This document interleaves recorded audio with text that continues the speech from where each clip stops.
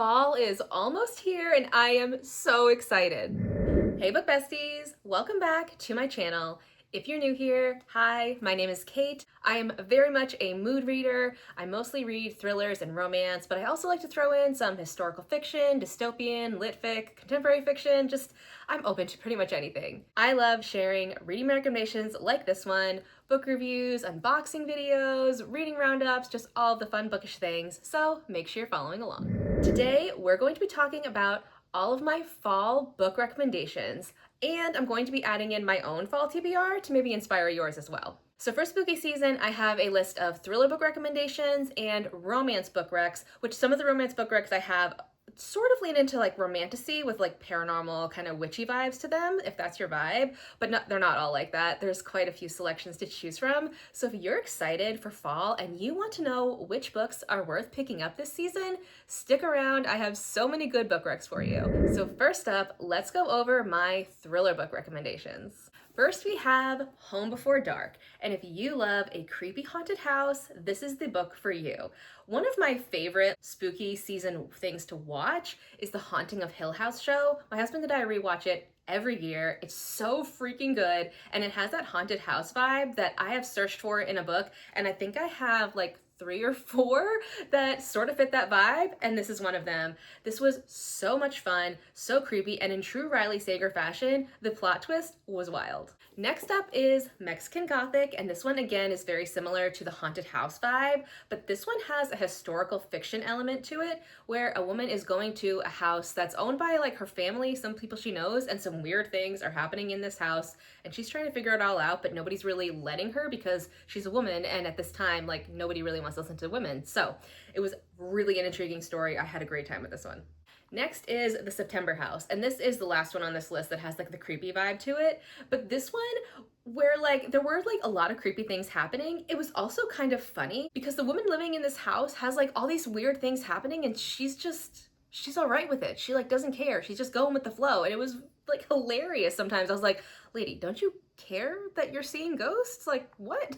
It was so good. I loved this one. Next up, if you like a creepy kid trope, you need to read Hidden Pictures. This one took TikTok by storm like the last 2 Octobers, and for good reason. It totally lived up to the hype for me. It was super creepy, and this one actually has pictures in the book, so I do recommend reading it with your eyes rather than doing it audio if you can, because the pictures that go along with this are even creepier, because they're like pictures that the kid in this book are drawing, and they just get more detailed and gruesome as you go on, and it's crazy. Next is one of my favorites. It's The Weight of Blood. This is actually a Carrie retelling, and it was so well done. So it is a little bit of a YA story, but the way like the author kind of changed the Carrie story is she added a racial component to it. So this story takes place in Georgia, and there's a young girl who is the very Carrie type of character, and she is outcast because she looks different than other people, and the way this all unfolded was so good. So if you're a fan of the movie Carrie, you have got to pick this book up because I loved it. Next we have The Invited. Now, a lot of like creepy spooky stories deal with like a haunted house or like a creepy mansion or something like that. But in this story, the haunting is on the land, which was so cool. You're following a couple who has moved to Vermont, and they are going to be building their dream house, but a lot of things keep happening, and like the camper that they're living in on the land while they're building is like getting broken into, and they're not sure what's happening, but this woman is trying to figure out what's going on, and she's doing a lot of history research on this land to see like what happened in the past. It was so good. I loved it. Next up is a classic, Gone Girl.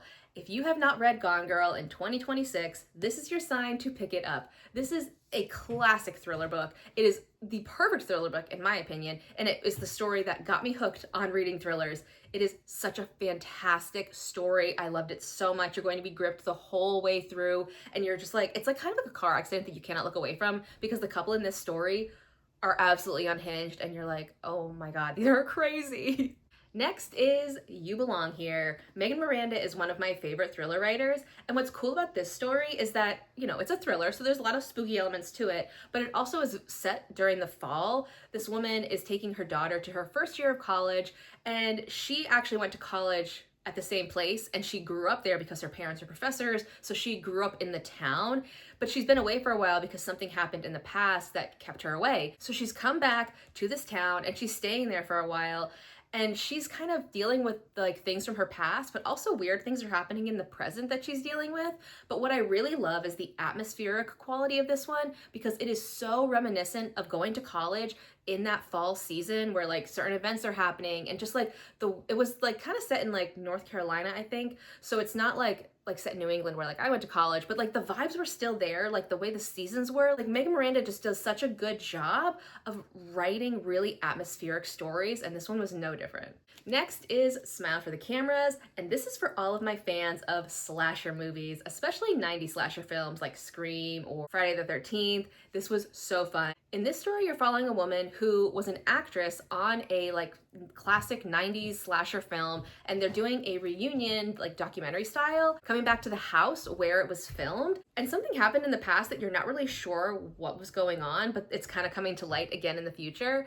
It was so intriguing, especially because while this is kind of told in like past and present timelines, the past timeline is actually the movie script from back then, which was such a cool aspect. I love that. So if you love like the 90s slashers films, this is a perfect one to pick up in spooky season.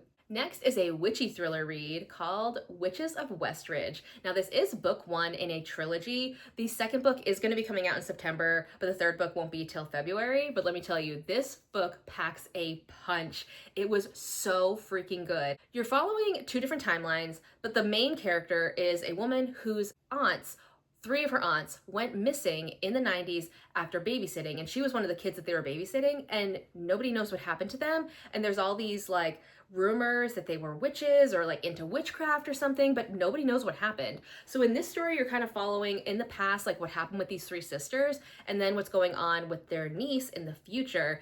And I will say that there's like a part of the story that does wrap up, but there are parts of it that are gonna continue throughout the trilogy. But either way, it is such a worthwhile read. I loved it so much. J.L. Hyde is one of my favorite authors, and this one is one of my favorites of hers. Next is The Collective. This one is super dark and creepy, so it's definitely got that atmospheric vibe. But in this one, you're following a woman who, I think it's been like 5 years since her daughter was unalived, and her life fell apart. Her and her husband like divorced, she's living on her own, and she's reeling still from the loss of her daughter. So she finds solace in a community of parents who have also lost children. And they meet on the dark web, and they end up kind of engaging in these activities that seem innocuous, but are they? It was so wild. I loved the dark web aspect of this one because I haven't really read it much in books, and it was so interesting. And my last thriller recommendation is one of my favorite thrillers of all time, The Only One Left by Riley Sager. I loved this story so much. In this one, you are dealing with a creepy house, but it's a little bit different than the vibe from like Home Before Dark or Mexican Gothic. In this one, you're following a woman who is hired to be a nurse, like a live-in nurse, for an elderly woman in this mansion. But this elderly woman has some pretty sinister history because when she was 17, her whole family was unalived in their house, and people thought she did it, but she was never convicted. And since then, she has not spoken a word. So it's really intriguing because this nurse is like trying to figure out what's going on with this woman because she's not sure if she believes that she can't really talk. And there are weird things happening in this house and who's behind them. I loved it. And the like twists at the end just kept coming. And I love when a thriller book does that. It was so good. And I will say that the audio for this book is fantastic. One of my favorite audiobook listens ever. Now let's move on to my romance book recommendations for spooky season. I'll start with some contemporary romances. First we have If It Makes You Happy. Now this book is set in the 90s in Vermont during fall. The vibes are absolute perfection. Like it really could not have been better. Like this author did such a great job of infusing the 90s and like the fall vibes. It was amazing. I loved it so much. But it's a slow burn romance, and you're following a woman who is moving to Vermont after her mother has passed away to take over the inn that her parents ran together. And her dad is like trying to like move on from his wife passing away, so he's like traveling a little bit. So she moves to town and she's trying to run the inn. Her life is a little bit upended because she just broke up with somebody and she's just trying to find her way. and she meets Cliff, who is her neighbor, and he has two daughters who are just lovely. And he's like kind of trying to break her out of her shell, even though she doesn't really want to. She very much just wants to stay by herself and kind of do her own thing. But this is a small town. You can't do that in small towns. They want you involved. It was so good. I loved this story so much, and I'm probably going to reread this one this year, because one thing about this one is it's set like, has like, it's broken up by different months. So it starts in September, October, November, and into December a little bit. So I think I'm going to follow along and read it during those specific months, because I think it'll just be fun to immerse myself in this one. It was just so cozy. Next is The Pumpkin Spice Cafe. Now this is book 1 in the Dream Harbor series, which is one of my favorite romance series of all time. And this kicks off the series so well. But honestly, if you're not looking to start a series, you can absolutely just read this one and have that be done with it. You could be totally fine doing that.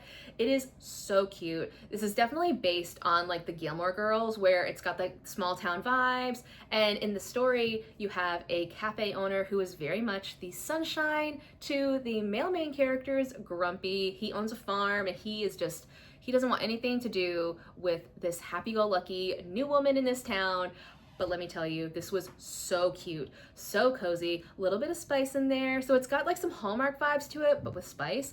I loved it so much. It was so cute. The vibes were immaculate. I just love a good fall romance vibe book, and this had all of it.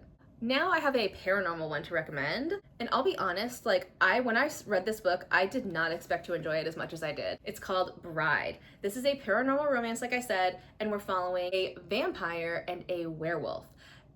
So it's kind of like Twilighty. I was never like really into Twilight, so that's kind of why I wasn't sure I was gonna like this one. But oh my god, it was so good. So in this like world, the like vampires and werewolves, like they don't mix. They kind of have to like work together in society in some kind of way to like keep things running. But in this story, we have an arranged marriage. The father of the female main character, he enlists her to marry a werewolf who is like, he's kind of like in charge of all the werewolves, and kind of form a union to bring the two kinds together. And they like obviously don't want to be together, but they're doing what they can. And like the way their relationship develops, it's definitely a slow burn, but I honestly love a slow burn. And like the way these two came together in like a forced proximity kind of situation, it was beautiful. I loved it. Like it did feel a little bit slow when I was reading it, but when I tell you that this book lived rent-free in my head for at least a year after reading it, I'm not kidding. It was so freaking good. I loved it. Now, my last recommendations are all witchy books. I love witchy books for fall. It's so fun, and that's probably just the hocus pocus lover in me, because I love the witchy vibes. So these are going to be so fun. I love them. First up, we have the X-Hex. Now, this one is a like kind of enemies, rivals to lovers romance, second chance romance between these two characters in a small town. And the small town very much reminded me of Gilmore Girls, but also Hocus Pocus, and kind of like Sabrina the Teenage Witch too. It was so much fun. And there was some mystery in this one as well, which I always really like in a romance book, because as a thriller reader originally, I love when there's some mystery to solve. So this one had that. It was so much fun. And this one is also the first book in a series, but you don't have to continue with the series. Like I actually read this one in 2024 and then didn't pick up the next book in the series till the end of last year, and it was totally fine. So this one, it's just fantastic. It's so cute. Next is The Very Secret Society of Irregular Witches. This is such a cozy witchy read, and it has the best found family in it. I loved it so much. It's like all these people come like to live in this house, and just they're there for each other, and they like grow together, and they form this bond together. It was so beautiful. There was also a little bit of mystery in this one as well, which I feel like a lot of witchy romance books do have that element of mystery to them, which I love. But this one, so cozy, so cute. I loved it. And next is a new release that I had the pleasure of ARC reading. It's called Some Kind of Haunted. It's going to be a duology, and so this is the first book. In this book, you follow a woman whose grandmother just passed away, but she didn't know her grandmother. Like her dad said that they were like estranged, but her and her twin brother find out that their grandmother bequeathed them her like, I think quilt shop, some kind of craft shop, something like that, and her house. So they go to this small town in the Midwest to kind of take care of business, but then they end up having to stay because there is a mystery afoot in this town. And it was so good. Like the mystery and intrigue in this one, I could not stop turning the pages. It was so fun. And there was a romance in this as well, which was kind of like a maybe like a rivals to lovers or like hate to lovers kind of thing, because these two like did not want to get along, but they did. And it was so cute. I loved it. The vibes were so freaking good. And this is a team of authors who wrote this book. And the reason I was so excited to read this story is because of their first series that I read last year, which comes to my final recommendation for you. The Witch Lore series. Now, for this one, I am recommending reading all the books, but you don't have to read them all this spooky season. You can kind of split them up if you want. That's actually how I did it. I started the first book like in October, and then I finished them each like a month after. So the first one is Small Town, Big Magic, and in this story, you're following a woman who is just living her life being this community member in this small town in the Midwest, and then she discovers that she's a witch. And she doesn't remember being a witch, even though she went to school and learned about all her craft and everything.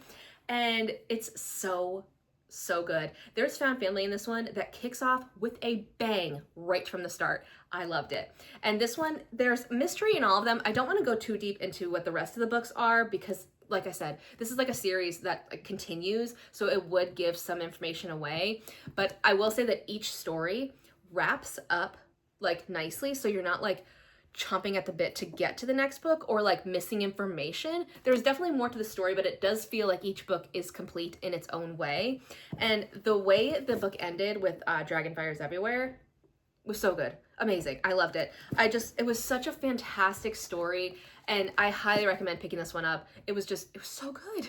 Now let's go over all of the fall books that I have on my TBR. So truth be told, I don't have a whole lot of thriller. I always read thriller. I'm not one of those readers who only reads thriller like in the fall time. So I have like maybe 2 in here that are thriller that I know I definitely want to read. But other than that, I'm just going to kind of mood read what I want from my thriller collection, catalog, I don't know, things that I want on my TBR.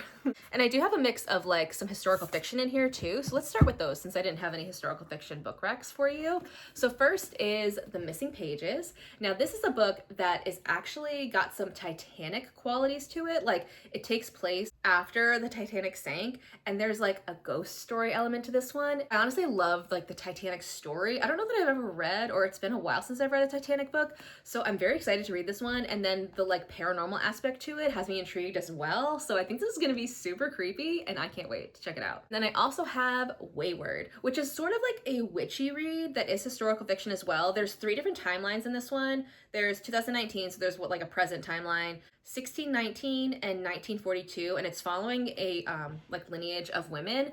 I don't know, it sounds really good, and I've heard a lot of fantastic things about it. Also, I love the cover. It's so cute. So yeah, I'm excited about this one. Another paranormal type of read I have is The Wicked Deep. Now this one definitely has like some hocus pocus vibes in it because it like follows like a young girl living in this small town, and there were like 3 witches sentenced to death for like witchcraft, and they're like kind of still haunting the town.